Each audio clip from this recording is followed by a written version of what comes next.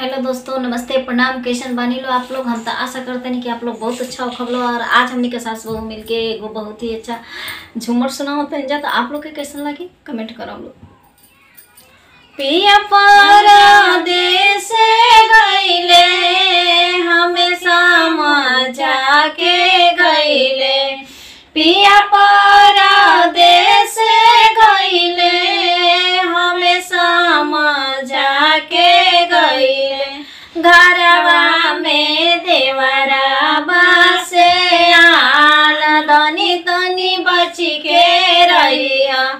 घरवा में देवरा बासे आन तनी तनी बची के रहिया।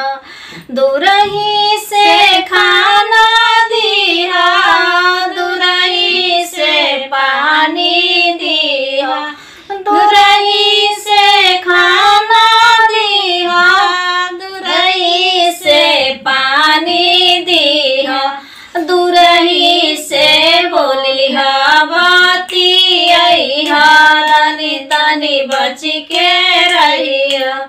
दूरही से बोली बाती अइहा, तनी तनी बच के रहिया। घरवा में देवरा बासे आन तनी तनी बच के रहिया।